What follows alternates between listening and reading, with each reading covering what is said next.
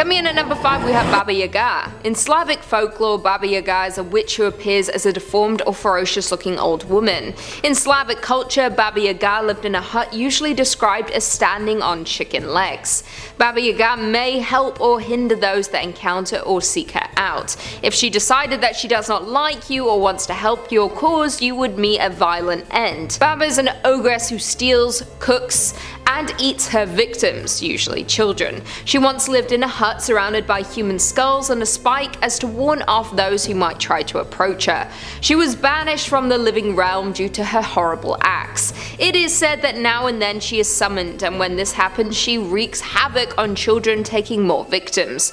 Please don't ever attempt to summon Baba Yaga for favor, although she may decide to help if she chooses, but be warned it may be the last thing you ever do. Coming in at number 4 we have Malin Matsdotter. Malin is a Swedish witch accused during the witch hunt of 1668 to 76. She was a widow and was also accused of being involved in her late husband's passing. Her main accusation was from the children of her village. They claimed that she had been abducting them and bringing them to a secluded place to perform a satanic sabbath. Reportedly, she was trying to persuade the children to join her in performing black magic. She was even accused by her own daughters, persuading the court of her guilt. Malin, along with Anna Hack, were the last victims executed for being witches during the Great Swedish Witch Hunt of 1668 to 76, often referred to as the Great Noise. What makes Malin Matsdotter unique is that she's considered the only witch in Swedish history to have been burned alive. Normally witches were decapitated or hanged before their bodies were burned at the stake, but it appears Malin's refusal to admit to her guilt made the authorities less gracious in their sentencing. Malin firmly maintained her innocence and went out in history. In the end, she refused to shake hands with her daughters. It is said that before her death she gave her daughters to the devil and cursed them for eternity for their part in her sentencing. While burning, Malin did not scream, she did not cry or react to her pain. Some felt this further confirmed her witchcraft. Shortly after her death, one of her daughters was convicted of perjury and she too was forced to walk through death's door. It is now said that if you try to summon Malin, you too will be cursed for eternity like the daughter. She is angry and looking for revenge. You might stand a chance if you are not a woman, as she directs her curses at any woman who crosses her path, as if they are her daughters. But just to be safe, maybe don't try to contact her next time you're near a Ouija board. Coming in at number 3 we have Pesta. Pesta is the witch of pestilence and disease. When she roamed the land of the living, she was known for bringing great disease that killed thousands. It is said she was born during a great plague. From the destruction, she was created to ensure this suffering continued around the world. She is a hideous old woman dressed in black, carrying a rake or a broom. She traveled from farm to farm spreading disease. If she carried a rake, some at the farm would die. But if she carried a broom, all at the farm would die. The Black Plague was first brought to the northern countries via a ghost ship. In 1349, a ship carrying wool set forth from England headed north, but before the ship reached its destination, one by one, they started to get sick and die. Any attempts to quarantine the sick failed. The ship should have sunk or stayed lost at sea, but it is believed that Pesta guided the ship to shore and it reached Bergen Harbour in Norway. I've been there. Rats and fleas on board which carried the plague made their way into the country. The Black Death then spread to Sweden and then into Russia in 1351. This plague was so deadly it killed a third of Denmark's population and half of the people in Norway.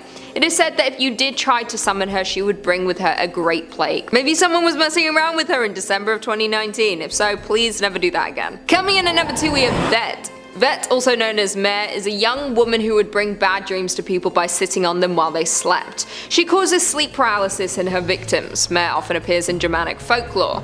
She takes many different shapes and sizes. The tale of the mare might be connected to old hag syndrome. You wake up and you can't move. You feel an immense amount of pressure on your chest that makes it difficult to breathe. And you can sense or see someone is in the room with you. It can be a frightening experience. For years, people have taken this experience as a physical encounter with a ghost because when it happens, you are fully awake. You can see, hear, smell, and feel. So it feels like someone or something is holding you down. In essence, you are paralyzed. As well as this, when a person wakes too quickly, hallucinations can occur. This explains the smaller percentage of people who report seeing Vette rather than being paralyzed by her. Vette has a good connection with the mortal world. Some say she has somehow found a way to invade our nightmares, as this is when we are most vulnerable. It does not take much to invite her into your mind, so you need to be careful to not think or speak of Vette. Her attack is terrifying as there is nothing you can do once she has her hands on you. Once she has you, she can hold onto your mind for years, so avoid her at all costs. And finally, in at number 1, we have Sarah Good. Sarah Good is world famous for being the first witch to be killed in the Salem witch trials. It all started on March 1st, 1692, when Sarah Good was charged with witchcraft along with Sarah Osborne and Tituba. Sarah Good was an easy target for witchcraft. She was a beggar, almost at the very bottom of the social ladder. When Sarah Good was charged, she was a complete wreck. Because of all the stress when she was charged at the age of 38, she looked as if she was 70 years old. To top it all off, she was pregnant and also had a 4.5-year-old daughter named Dorcas Good. She gave birth to the infant she was pregnant with in jail. Sarah Good's trial was not successful. The verdict was decided before the trial. She was a witch. Many people testified against Sarah Good, including her husband and her daughter, Dorcas Good. During her trial, she said that she was muttering psalms to herself. Unfortunately, she could not come up with any of the psalms during the trial, something that was too much of a coincidence. She also never attended church. Even the most trusting Congregationalists would find that a bit odd. In court, Sarah said that she did not attend church because she did not have clothes good enough for church. Unsurprisingly, she was found guilty, and because she refused to confess, she was sentenced to death. She stayed in jail until July 19th, 1692, when she was executed. Just before her execution, she was asked to confess. She refused. Instead, she cursed the people, saying, "I'm no more a witch than you are a wizard, and if you take away my life, God will give you blood to drink." It is said that she cursed the land, and a terrible fate followed those responsible for her death. It is said that those who have tried to summon her over the years have been cursed, to either have dreadful luck in their life or meet a tragic end. Coming in at number 5, we have Holda. Holda is a witch who is rumoured to live deep within the forest, secluded from the rest of the world. It is said that if you get lost in the woods, it is usually due to the influence of Holda's magic. She influences children to wander off on their own so that she may trap them. She has also been known to offer magical favours to children who find her. She just requests in return they visit her again with their friends or siblings. Once Holda has captured and trapped the children, she will cook and consume them, leaving no evidence behind that they were ever there. If she doesn't eat the children herself, she will serve them to the next children who find her home as a sick punishment. It is believed that Holda once had a daughter. The daughter was evil and was using dark magic to hurt people, including the rest of Holda's family. When Holda lost everyone who she cared for, she destroyed her daughter to make sure she could never hurt anyone again. Since then, she has spent her days luring children to her and destroying them as she did her own daughter. So don't wander off if you're ever walking in the woods, and absolutely do not summon Holda, or you might notice kids going missing around your neighbourhood. Coming in at number 4, we have Agatha Harkness. Agatha is one of the original witches from Salem, though she was not caught. She started as one of the lower witches of her coven, but quickly rose in the ranks amongst her fellow witches. It is said that she practices dark magic. Her mother was once one of the greatest witches. She was confronted by the rest of her coven for practicing dark magic, something that was not allowed. They attempted to destroy her for her crimes, but they did not realize how strong her power was.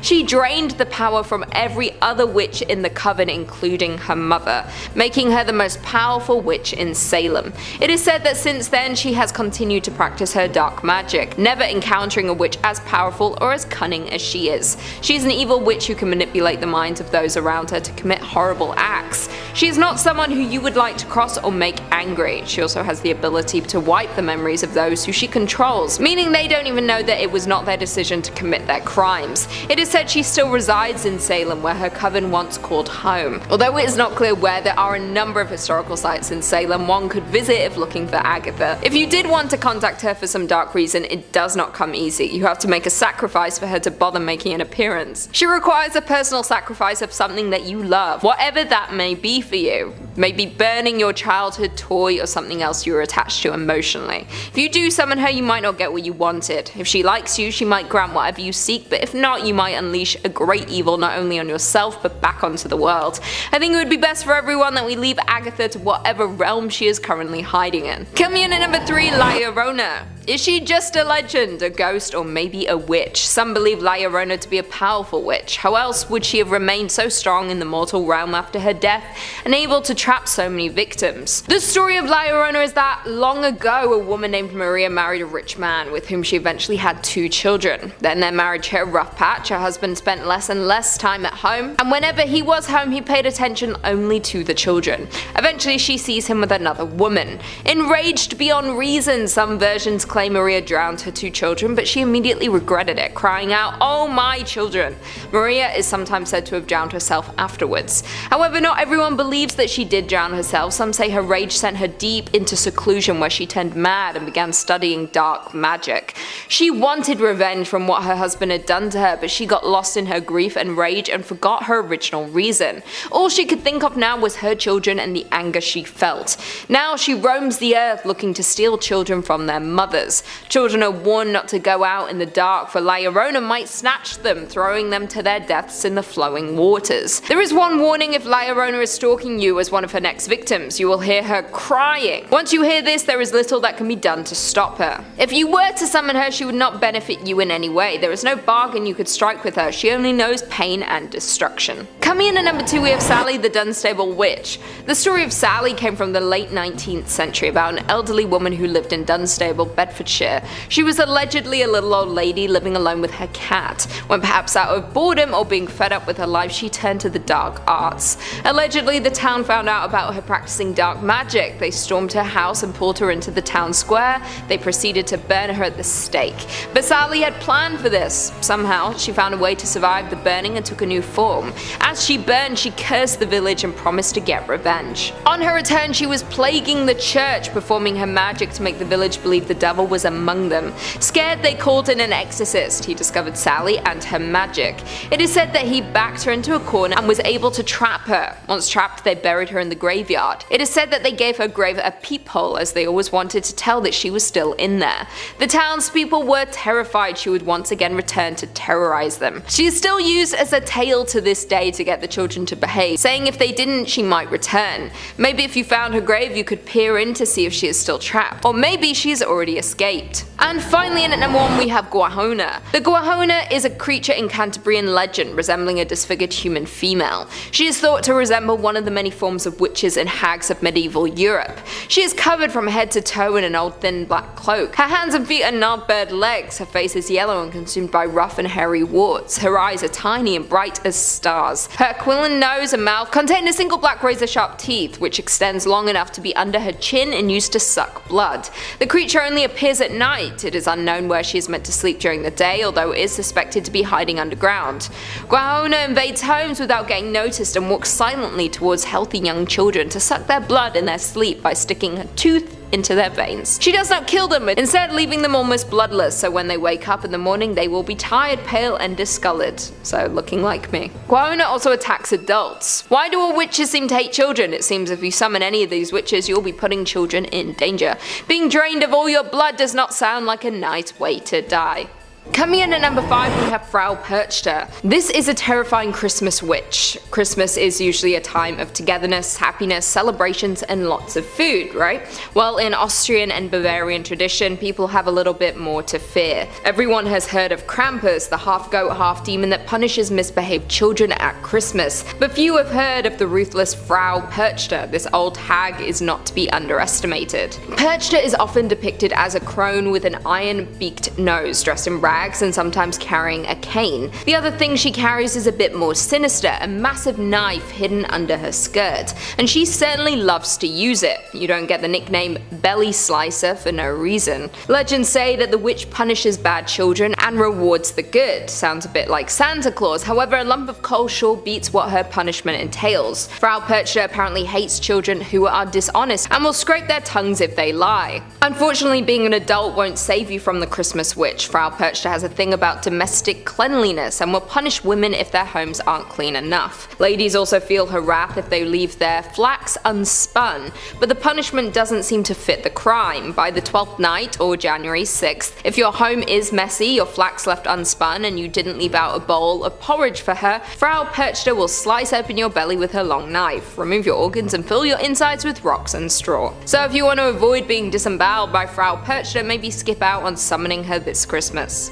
Coming in at number 4 we have Isobel Gowdie. Isobel Gowdie is a Scottish woman made famous for her extremely detailed confession of witchcraft in 1662. Unlike many other women at the time, she was not tortured for her testimony and willingly gave it on her own volition. Her confession apparently provides one of the more comprehensive looks into European witchcraft folklore at the end of the era of witch hunts. As a result, she was tried and allegedly executed. In her famous confessions that took place over several weeks, Isobel Gowdie spoke about the time she encountered the devil, who she described as having cloven hoofed feet. She admitted to being in service to the devil, also claiming to have slept with him. Gowdie spoke in great detail about her coven's activities, like their abilities to shapeshift into animals. She detailed the different charms and chants she would use, and also said she was once entertained by the Queen of Fairies in her home. The details surrounding her execution are muddied at best. There's speculation that she was strangled and burned, while others say she was most likely beheaded. Coming in at number 3 we have Jenny Greenteeth. Straight from English folklore is Jenny Greenteeth, a bit of a Party City looking witch if you ask me, but she's not someone to cross. This witch has a myriad of different names like Wicked Jenny or Ginny Greenteeth, but her MO is all the same.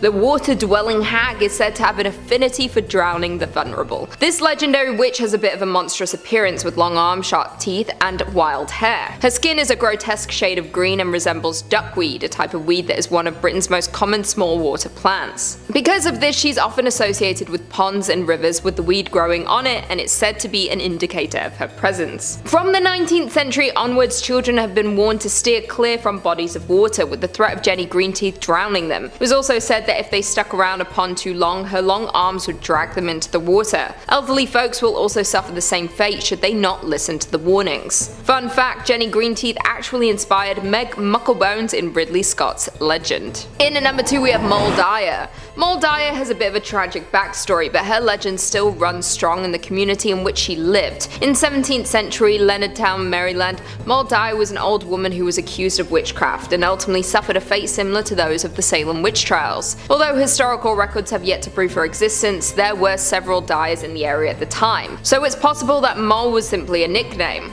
Despite this, there's a street, a stream, and a large rock named after this alleged witch. Legend goes that Moll Dyer was an old hag who lived a semi-isolated life on the edge of town. The townspeople feared her, and the ambiguity of her origin sparked a flurry of rumors. Some believed that she had killed her husband and was on the run, and others believed she was driven out of her previous hometown. There was speculation that she was a healer, and after a series of misfortunes plagued the town, Moll Dyer was blamed and labelled as a witch. On a freezing winter night, the townspeople gathered outside of her home with torches and pitchforks in tow, setting fire to the ramshackle home.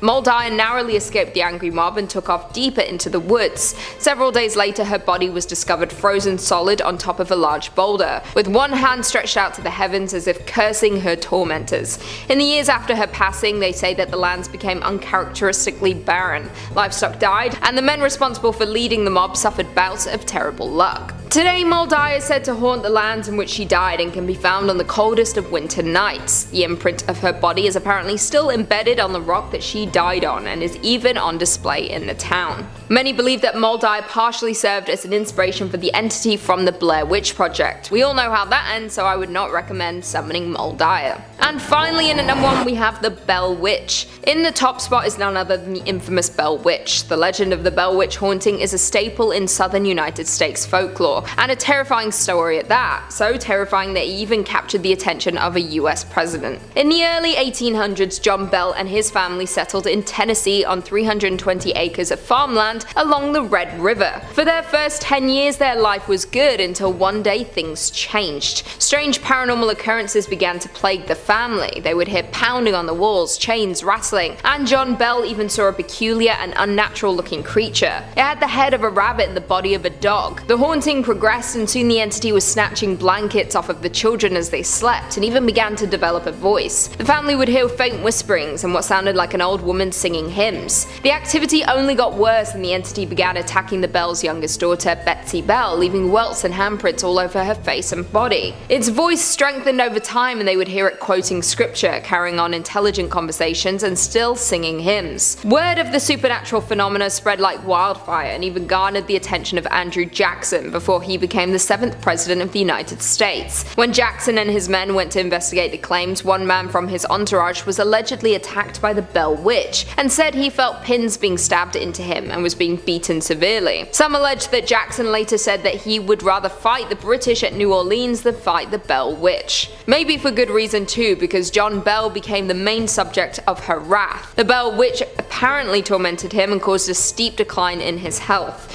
John Bell eventually died, and the witch took responsibility, claiming she had poisoned him. The Bell Witch is said to still haunt the property today, and is regarded as one of the most famous pieces of Southern lore.